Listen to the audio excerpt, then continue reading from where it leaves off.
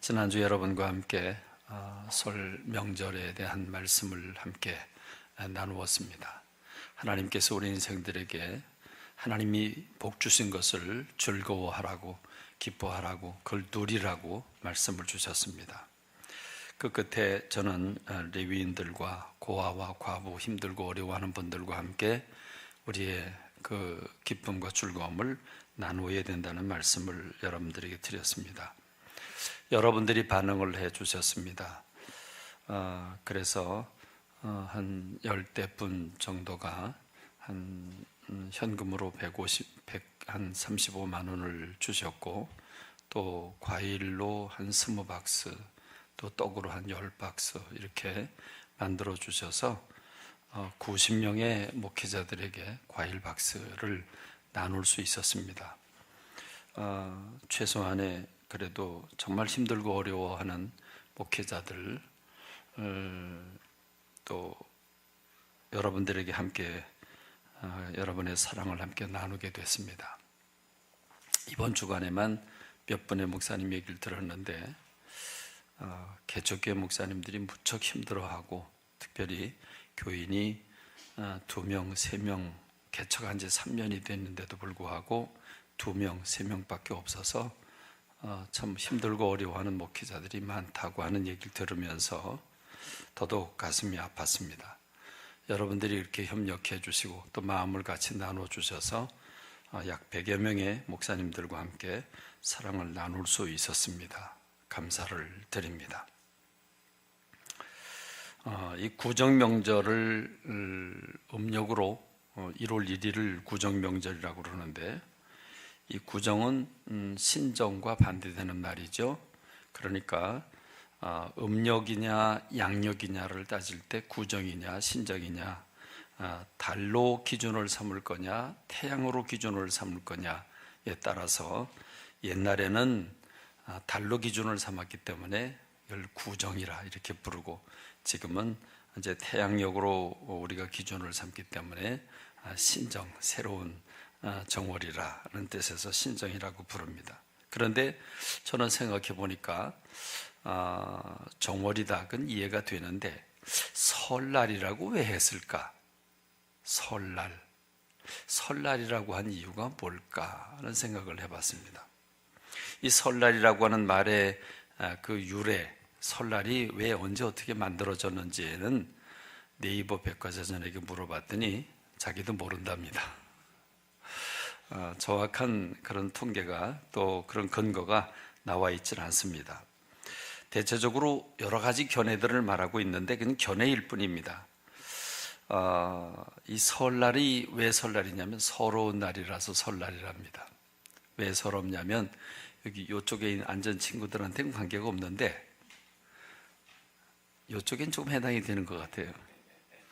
나이를 한 살 더 먹어서 서럽대요.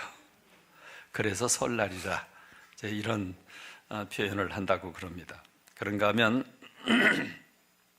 산스크리트어로 해가 바뀌는 그 말을, 해가 바뀐다는 이 말을 설 이렇게 불렀다고 그러는데, 그래서 해가 바뀌어서 새로운 해를 맞아들이는 의미로 설날 이렇게 부르기도 하고, 그런가 하면 낯설다, 새해를 맞으니까 우리가 사실 낯설죠. 2017년에서 2018년이라고 쓰려니까 낯설고 좀 낯설입니다. 그래서 낯설어서 설다, 그냥 이론입니다. 그냥 이론. 그 다음에 삼가해다, 삼가한다. 그러니까 새날을 맞게 되면 몸도 마음도 마음가짐을 새롭게 해두기 때문에 삼가해야 합니다. 그래서 삼가한다는 의미에서 이게 설날이다, 이렇게 여러 가지 이론은 있는데 그냥 이론일 뿐입니다. 어쨌든 설이라고 하는 것은 구정이든 신정이든 새해를 의미하고, 새해를 맞는 마음이 세계 각국이 다 조사한 건 아니지만 네이버 백과사전에게 물어보니까 세계 사람들이 각각 좀 특징이 있는 새해를 맞이하기도 합니다. 일본이나 베트남은 연말이 되면 12월 31일 그 연말 때 집안 대청소를 한답니다. 베트남은 직장이나 집에서 대정조를 하고, 일본은 못 쓰는 물건을 정리를 해서 내다 버리고, 그리고 새 기분으로 새해를 맞이한다는 그런 의미가 있다고 그러는데, 그렇죠? 우리도 12월 31일 되면 쌓인 책상도 좀 정리를 하고 방도 좀 정리를 하고 그러지 않습니까? 그렇습니다. 이게 참 그건 괜찮은 문화라고 생각이 됩니다. 새로운 해를 새 마음을 가지고 맞이한다는 건 참 좋은 거죠. 일본은 약간 좀 미신적인 문화가 많죠. 그 중에 메밀국수를 먹는 풍습이 있다고 그럽니다. 이 메밀국수가 사실은 일본 사람들이 전해준 비법이라고 그러는데, 12월 31일이 되면 토시고시 소바라는 말을 한답니다. 이 말은 해를 넘기는 메밀국수를 먹자, 뭐 이런 뜻이라고 그런답니다. 이 메밀국수가 1년의 아군을 끊어버리고 좋은 새해를 맞자는 그런 의미로 메밀국수를 먹는답니다. 중국은 폭죽놀이로 유명하죠. 폭죽. 여러 날 동안 음력설, 춘절을 맞으면서 폭죽놀이를 하는데, 그 폭죽놀이를 하는 이유는 귀신이 놀라서 도망가라고. 그래서 폭죽놀이를 한다고 그럽니다. 귀신 추방입니다. 새해를 맞이하는데 귀신이 역사하면 안 되니까. 그런가 하면 러시아 같은 나라는 공산주의 영향이 상당히 강한 것 같습니다. 12월 31일 11시 55분에 대통령이 신년사를 전국에 생중계를 하고, 그걸 듣고 난 다음에 국가를 제청하고 그 다음에 불꽃놀이를 하면서 새해를 맞는 게 러시아의 문화라고 그럽니다. 미국은 뭐 이렇게 미식 축구를 좋아하는지 몰라요. 이렇게 연말 연시 12월 31일 저녁에 파티를 열어서 친구들과 함께, 가족과 함께 즐기는 문화를 가지면서 새해 첫날에는 지역별로 벌어지는 퍼레이드나 미식 축구 경기를 관람하는 게 그들의 문화라고 그럽니다. 그래서 새해 선물로 미식 축구 경기 입장권을 주는 게 아주 최고의 선물이다, 이렇게 얘기를 합니다. 프랑스는 좀 괴상하죠. 좀 선진국가답지 않습니다. 프랑스는 집안에 남아있는 술을 12월 31일, 그러니까 새해가 맞기 전에 다 비워야 돼요. 술병을. 이 술병을 비우지 않으면 애군이 낀다고 생각하는 그런 문화, 풍습이 있다고 그럽니다. 그래서 가족, 친척, 친구가 모여서 남은 술을 모두 마시면서 파티를 벌입니다. 그게 이제 프랑스 문화입니다. 그러고 보면 우리나라만 가지고 있는 아주 독특한 문화가 있다고 한다면 만둣국 먹고 세배 드리는 문화. 이거는 전 세계적으로 유일한 문화가 아닌가. 세계를 다 돌아다녀 보지는 않았습니다만은 유일한 문화가 아닌가 싶습니다. 물론 그것은 중국의 영향을 받기도 하고 또 일본의 영향을 주기도 했습니다. 일본 사람들이 제 아무리 한국에서 물려받은 문화를 뭐 거짓말로 안 받았다고 할지라도 문화로 다 남아있는 건 어쩔 수 없죠. 우리 중국에는 세배를 받는 사람은 그 홍바오라고 하는 붉은 봉투에 덕담을 쓰고 새 돈을 넣어서 이 세배를 할 때 우리처럼 절하는 게 아니라 그냥 말로 이렇게 주고받는 그런 방법으로 복을 서로 빌고, 프랑스는 12월 30일 그렇게 이제 12월 31일 날 모든 술병을 다 비우고, 그리고 이제 새해를 맞이하는데 카운트다운을 합니다. 그래서 우리 보신각에 종치듯이 그렇게 카운트다운을 해서 제로가 되면, 그러니까 정각이 되면, 그러면 서로 끌어안고 얼굴 볼을 서로 비비면서 축복하는 그런 행운을 비는 그런 시간들을 갖고, 일본은 연하장을 보내는 문화가 있죠. 그래서 새해가 되면 연하장을 보내서 새해를 기쁨으로 맞이하기를 원하는 그런 문화가 있는데, 우리나라처럼 예의 바르게 정말 엎드려 절하면서 복을 비는 그런 나라는 없지 않을까 하는 생각을 해봅니다. 그렇습니다. 우린 복을 빕니다. 새해 복 많이 받으세요. 이 복을 비는 행위를 하는데, 이 행위가 자기 가정에서 멈추지 않습니다.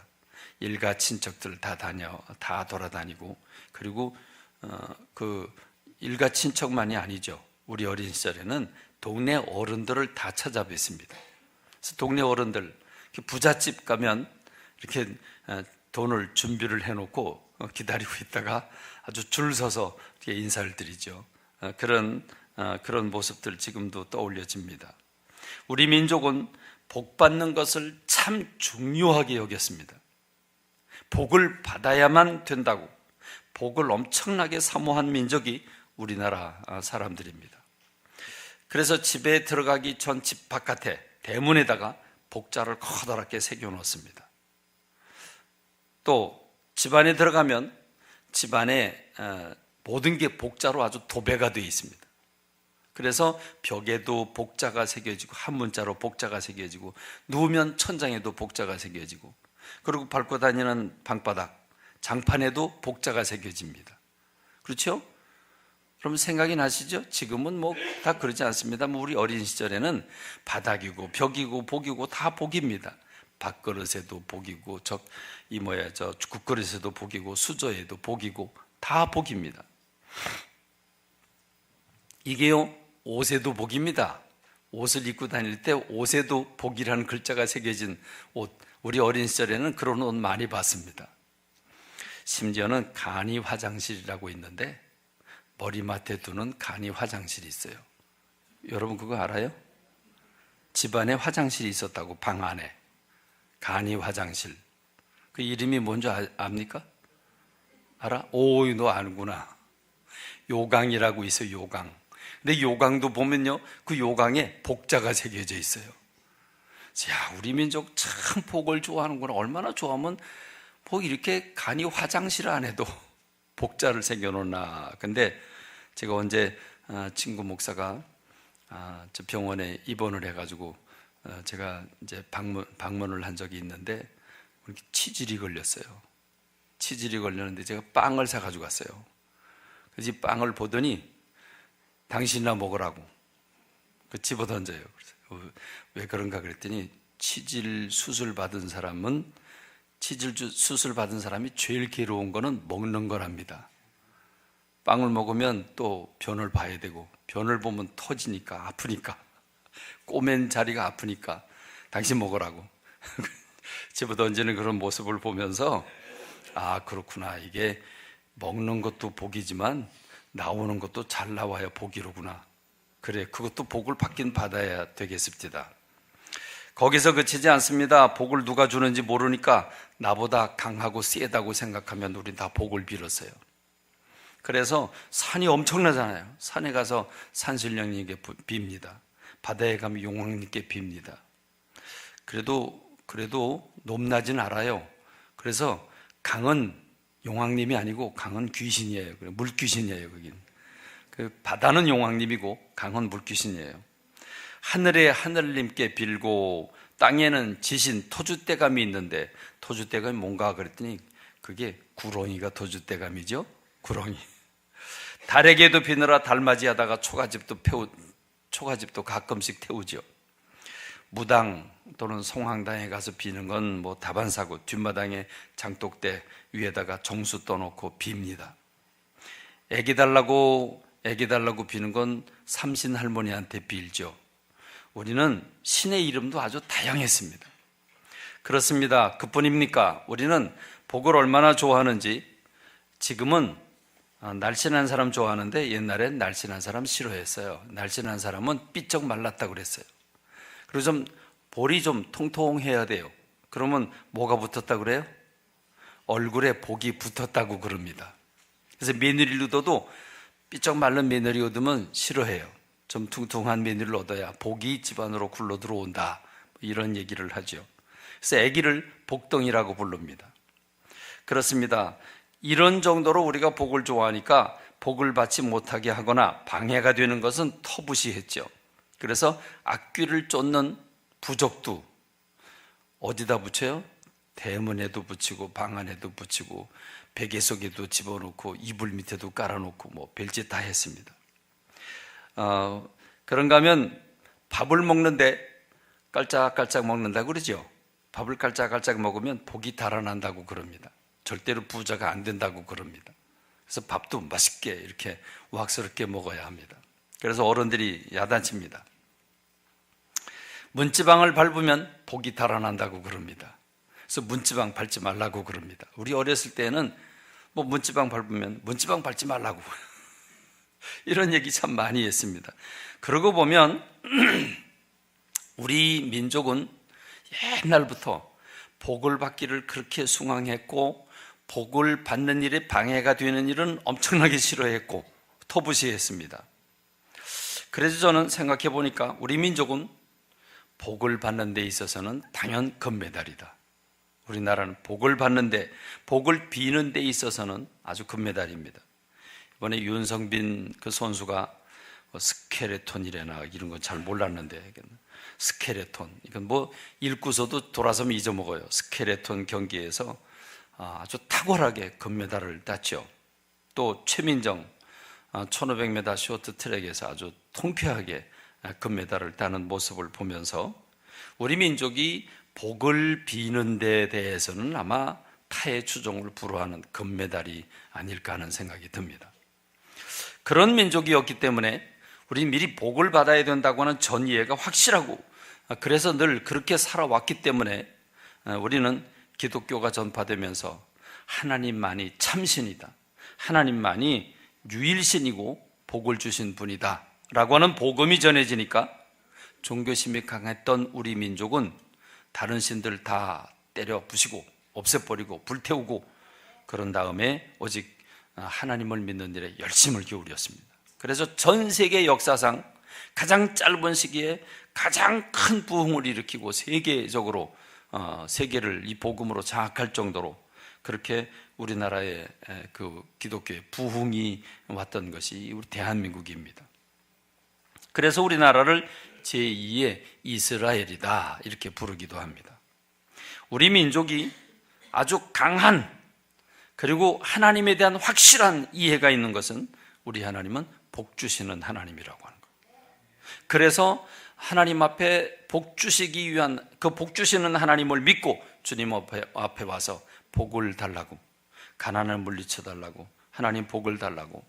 그래서 아마 대한민국처럼 안수기도가 많은 나라는 없을 것이라 생각이 됩니다. 그만큼 축복 기도를 갈망합니다.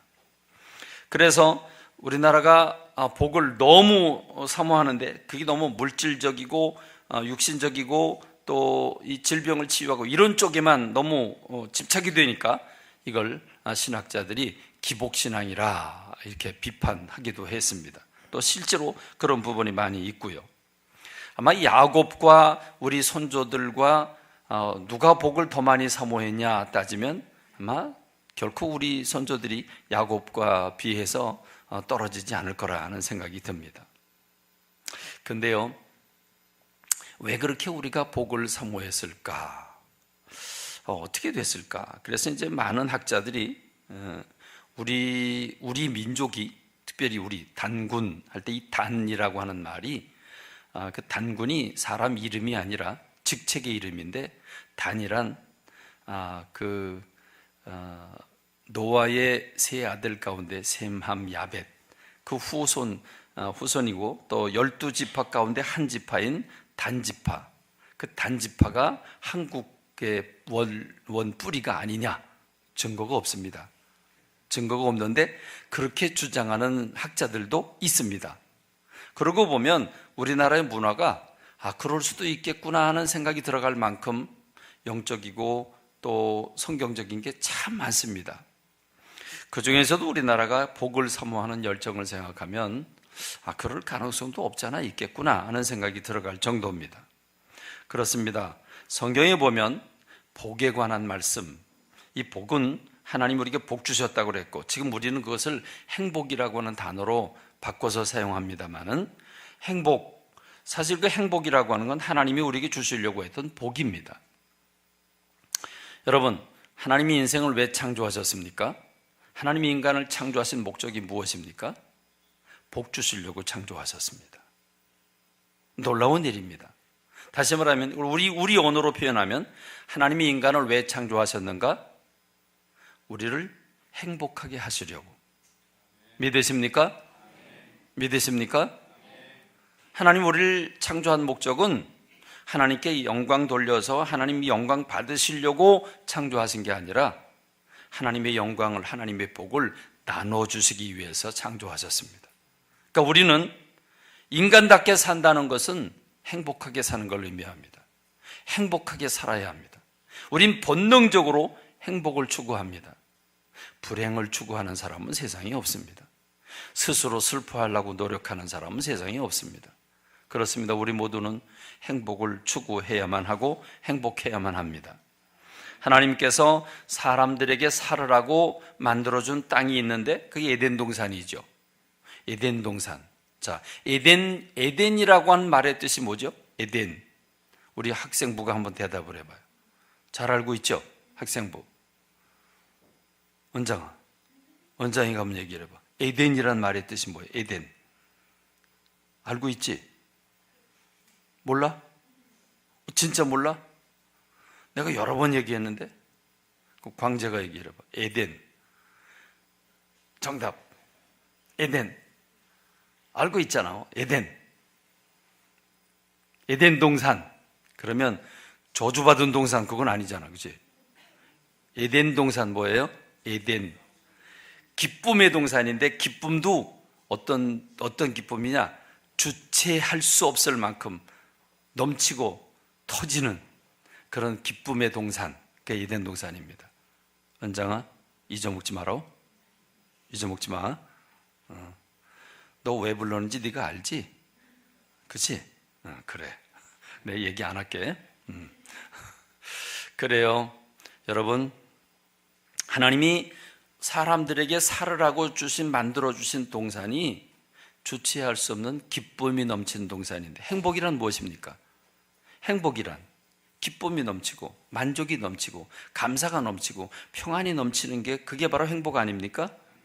그러니까 하나님이 에덴 동산 만들어주신 것은 행복의 동산을 만들어주신 겁니다. 믿으십니까? 믿으십니까? 그러니까 아담과 하와가 에덴 동산에서 살게 됐는데 행복한 동산에서 살게 됐다는 말입니다. 그런데 행복한 동산 만들어주셨으면 됐는데 하나님이 그 행복한 동산에 아담과 하와를 창조하시고 아담과 하와를 첫 번째 만난 자리에서 하나님이 첫 번째 선물 준 게 있는데, 얘들아, 그 선물이 또 뭐냐? 첫 번째 준 선물이 있어. 첫 번째 사람에게 주신 선물. 그게 뭐냐? 그게 또 행복입니다. 자, 창세기 1장 28절에 보니까 하나님이 그들에게 복을 주시며 그랬습니다. 하나님이 아담과 하와에게 첫 번째 만나서 아담과 하와에게 주신 게 뭐냐? 행복을 주신 겁니다. 행복의 동산을 만들어 주시고 행복을 선물로 주신 분이 하나님이십니다. 할렐루야.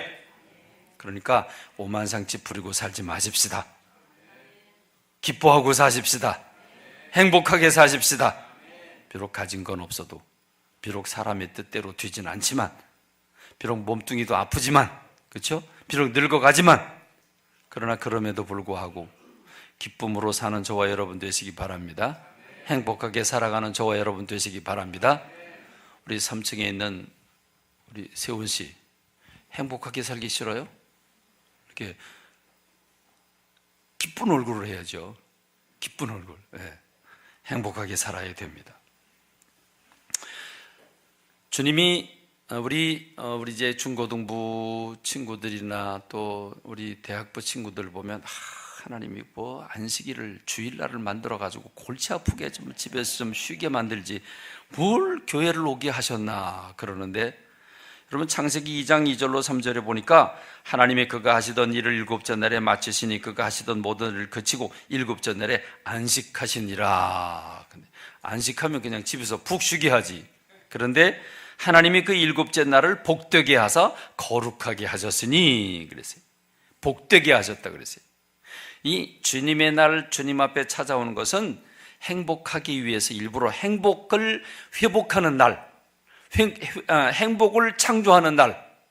그래서 한 주간 동안 나가 살면서 힘들고 어렵게 살다가 주님 앞에 와가지고 주님이 행복을 가지고 계신 분 아닙니까? 주님 만나서 행복을 회복하는 날, 그날이 주일인 줄로 믿습니다.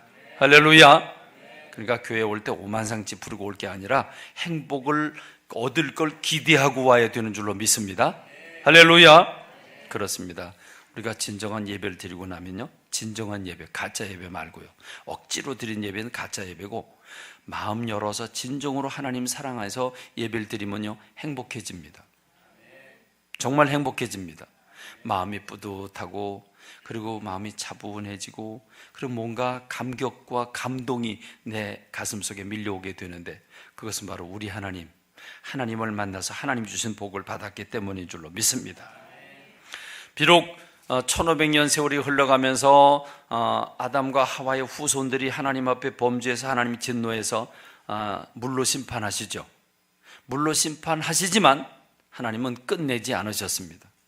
끝내지 아니하시고 노아의 8 식구를 통해서 다시금 하나님 희망을 가지십니다. 그런데 창세기 9장 1절에 보니까 하나님이 노아와 그 아들들에게 복을 주시며 그들에게 이르시되 생육하고 번성하여 땅에 충만하라. 다시 말하면 아담과 하와에게 최초로 사람을 창조하실 때 그들에게 복 주신 것과 똑같이 하나님이 물로 사람들을 쓸어버리고 심판하셨지만 다시금 시작하는 그 노아의 8 식구에게 하나님 희망을 가지시고 아담과 하와에게 준 똑같은 복을 바로 노아의 8 식구에게 주신 줄로 믿습니다. 이게 하나님이십니다. 그런데 500년도 지나지 않아서 사람들이 또 아예 바벨탑을 쌓고서 하나님 계신 곳까지 올라가서 하나님께 도전하려고 그랬죠. 그래서 하나님이 인간의 언어를 바꿔놓습니다. 흩어놓습니다. 그래서 그때부터 민족이 달라지게 되는데, 흩어놓고 난 다음에 하나님이 이놈의 사람들을 이거 어떻게 해야 되나 이거. 그래서 여러분 같으면 어떻게 해요? 여러분 같으면 에이 내가 포기하자 그리고 없애버리자 이럴 텐데 우리 하나님 그러지 않으셨습니다. 우리 하나님은 우리에게 행복을 주시길 원하는 그 마음을 절대로 포기하지 아니하시고 아브라함이라고 하는 우상단지에 빠져있는 아브라함을 불러내서 그에게 복을 주시는데 어떻게 복을 주십니까? 하나님이 창세기 12장 1절로 3절에 보면 너는 너의 고향 친척 아비집을 떠나라. 그리고 내가 지시할 땅으로 가라. 그리고 그러면 내가 너로 큰 민족을 이루고 네게 복을 주어서 내 이름을 창대하게 하리니 너는 복이 될지라. 하나님이 아브라함에게 복 자체가 되게 하셨어요. 복. 너는 복이 될지라. 넌 복이다. 하나님이 아브라함을 부르셔서 하나님 믿는 사람에게 복을 주신 줄로 믿습니다. 그리고 그만 복을 받는 게 아니라 아브라함만 복을 받는 게 아니라 아브라함을 통해서 많은 사람에게 복을 주시길 원하셨습니다. 너를 축복하는 자에게 내가 복을 내리고 너를 저주하는 자에게 내가 저주하리니 땅의 모든 족속이 너로 말미암아 복을 얻을 것이라.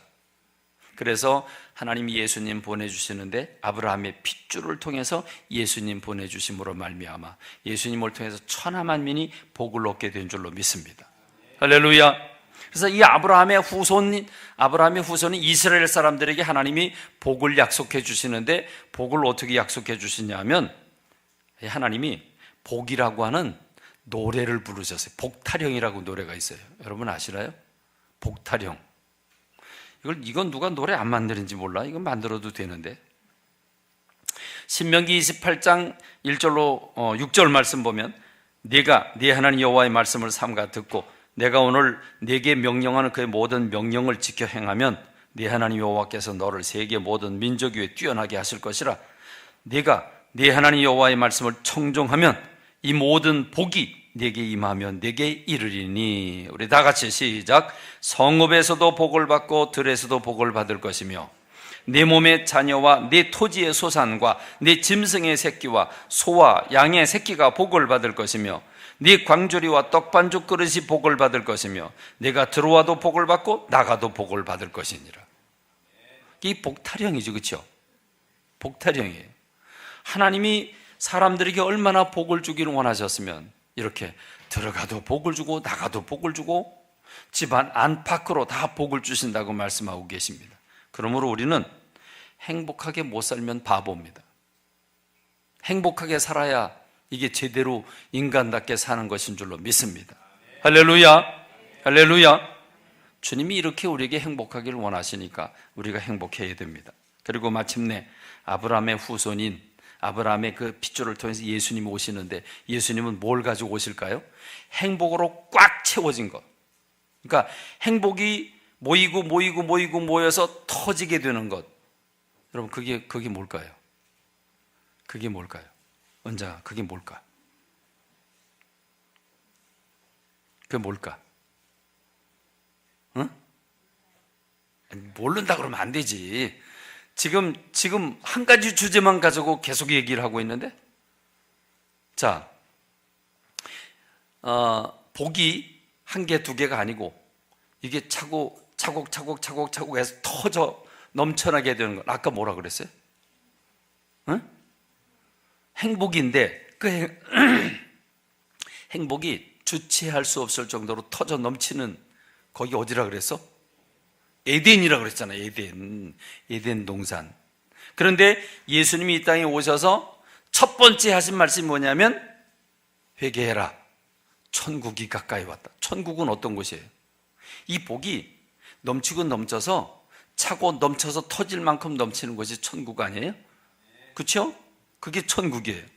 그래서 여러분 천국을 어떻게 표현하고 있습니까? 천국, 거기는 죽음도 없고 아픔도 없고 배고픔도 없고, 그렇죠? 슬픔도 없고 울음소리도 없는 그곳이 천국이라고 말씀하고 있습니다.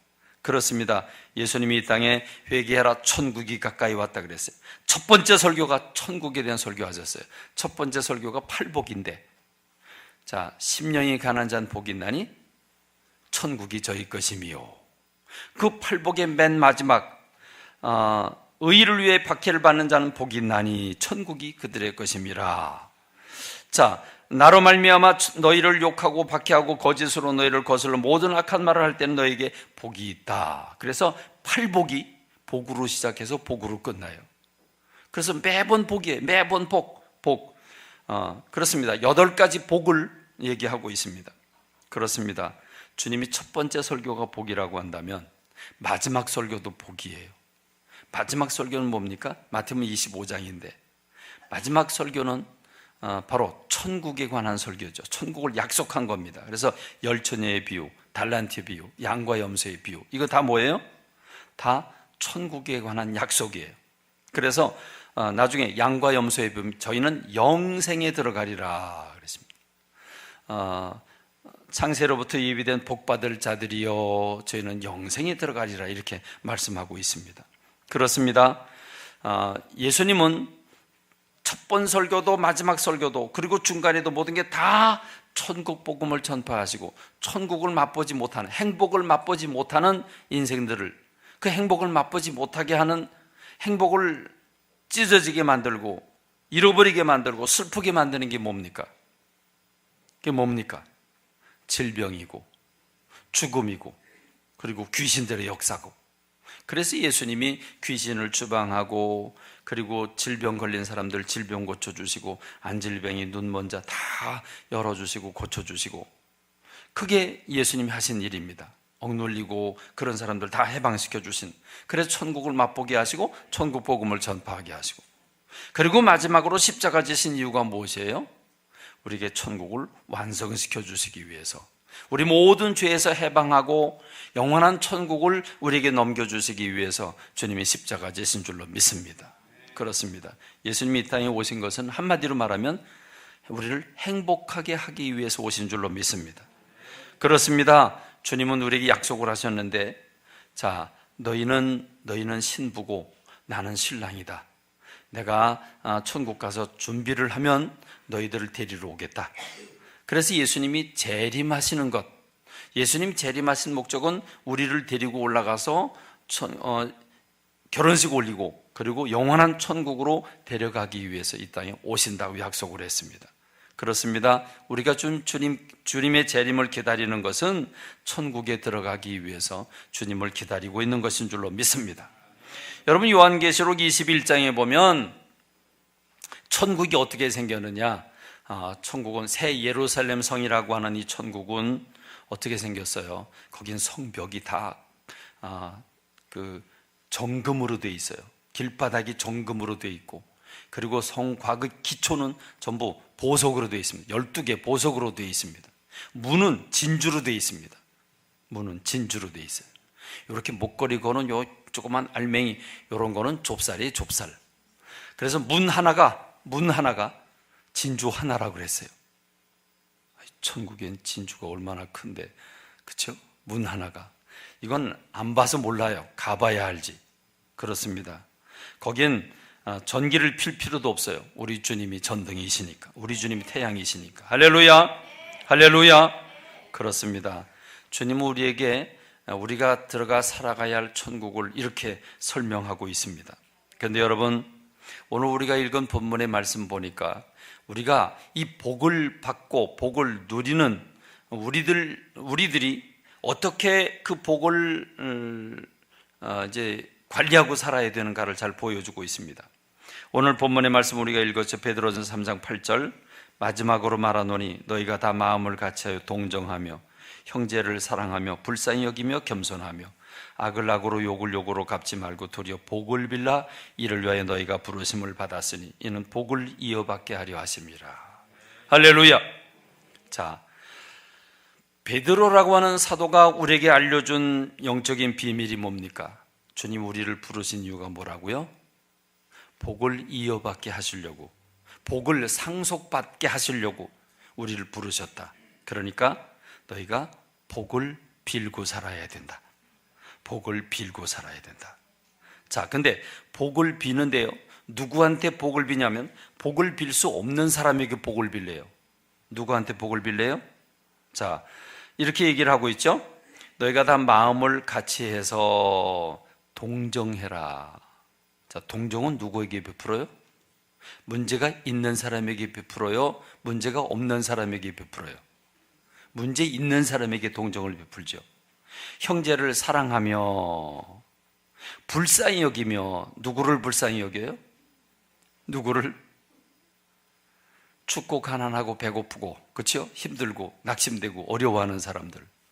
그런데 그 사람들은 차라리 불쌍히 여기면 되는데, 문제는 악을 악으로 나한테 악하게 하는 사람, 나한테 욕하는 사람. 원장이가 아주 눈이 또리방또리방해요. 은장이를 욕하는 사람. 그럼 은장이는 어떻게 해? 너한테 욕하면 똑같이 욕하지. 맞아. 은장이가 참 정직해요. 똑같이 욕한대. 똑같이. 근데 은장이만 그래요? 우리 어른들도 그래요. 너 나한테 인사 안 하지? 나도 너한테 안 해. 네가 나한테 그랬어? 그래, 두고 보자. 너도 그대로 당해라. 그렇죠? 어른들도 그래요. 어른들도. 그런데 은장아, 그렇게 살지 말래. 악을 악으로, 욕을 욕으로 갚지 말고 너한테 욕하는 친구한테 복을 빌으래. 나한테 누가 욕하면 이 복 받을 놈아 그러래. 이 쉬운 게 아니죠? 쉬운 거 아닙니다. 그렇습니다. 우리가요, 복을 비는 데는 금메달이에요. 근데 누구를 위해서 복을 빌어요? 자기가 받는 복을 비는 데 대해서는 금메달이에요. 근데 다른 사람이 잘 되기를 바라기 위해서 복을 비는 건 내가 볼 땐 이건 메달감에 못 들고 거의 꼴찌 수준이에요. 우리나라 문화가 축복의 문화일까요? 저주 문화일까요? 내가 축복받아야 되는 거는 금메달이에요. 근데 다른 사람을 축복하는 이 점에 대해서는 제가 볼 때는 이거는 축복의 문화가 아니라 거의 저주 문화에 가깝습니다. 가만히 생각해 보면 우리나라는요, 남이 잘 되면 어디가 아파요? 배가 아파. 사촌이 땅을 사도 배가 아파. 아니, 남이 잘 되면 축하를 해줘야죠. 축하 안 해요, 우리는. 남이 잘 됐다 그러면 그러냐? 근데 그러냐? 근데 정말 그래? 잘 됐다. 이게 아니고 그러냐? 그래. 잘 됐네. 근데 속으로는 좀 배 아프다 이 말이죠. 이게 깔려 있어요, 이게. 근데 오히려 다른 사람이 안 되면 겉으로는 아닌데 속으로는 좋아해. 속으로는 좋아해. 그렇죠? 아주 못돼 먹은 심보가 있어요, 우리나라한테. 우리는요, 상생 문화가 절대로 아니에요. 서로 잘 된 문화가 아니에요. 첫 번째 원하는 거는 너 죽고 나 사는 거예요. 그렇죠? 너 죽고 나 사는 건데, 근데 상대방이 잘해. 그러면 너 죽고 나 죽고예요. 너 죽고 나 죽고는 있는데 너 살고 나 살고 이건 없어요. 그 우리나라는 싸우는 걸 워낙 옛날부터 잘해서 동쪽과 서쪽이 싸우고 남쪽과 북쪽이 싸우고, 그리고 노인과 젊은 사람들이 싸우고, 그렇죠? 그래서요, 우리는 나하고 다르다는 이유 때문에 무조건 비판해야 되고, 무조건 반대해야 되고, 무조건 저주해야 돼요. 그게 우리나라 문화예요. 그렇기 때문에 우리 믿는 사람들은 성경대로 사시기를 바랍니다. 오늘 성경 말씀이 그랬죠. 그러므로 생명을 사랑하고 좋은 날을 보기를 원하는 자는 혀를 금하여 악한 말을 그치며 그 입술로 거짓을 말하지 말고 악에서 떠나 선을 행하고 화평을 구하며 그것을 따르라. 할렐루야, 할렐루야. 그럼 주님이 베드로가 이런 말을 덧붙였어요. 주의 눈은 의인을 향하시고 그의 귀는 의인의 간구에 기울이시되 그의 얼굴은 악행하는 자들을 대하시느니라. 그래서 은장이가 다른 친구가 은장이한테 욕할 때 똑같이 욕하면 하나님이 널 쳐다본다는 거예요. 어떻게? 째려본다는 거예요. 하나님이. 굉장히 중요한 말씀이에요. 우리가 다른 사람을 향해서 악으로 욕으로 갚을 때 하나님 우리를 보시겠다는 거예요. 우리를 보시겠다는 겁니다. 그러므로 오늘 저와 여러분들이 사랑을 베풀고 살아야 되는 줄로 믿습니다. 먼저는 내가 항상 기뻐하고 쉬지 말고 기도하고 범사에 감사하라. 이것이 그리스도 예수 안에서 너희를 향한 뜻이다. 그러므로 우린 먼저 행복해야 돼요. 기뻐하고 감사하는 게 뭡니까? 행복한 거죠. 우리가 먼저 행복하고 그리고 다른 사람들을 위해서 축복하는 사람들이 되어야 되는 줄로 믿습니다. 우린 축복 문화가 잘 안 돼 있어요. 다른 사람들을 위해서 섬기고 축복하는 문화가 회복되어야 합니다. 그렇습니다. 주님이 오늘 베드로를 통해서 우리에게 주신 말씀, 내 행복만을 위해서 죽어라고 간구하지 말고 다른 사람들의 행복을 위해서 빌어드리는, 축복하는 제가 되고 여러분들이 되기를 주님의 이름으로 축원합니다. 기도하겠습니다.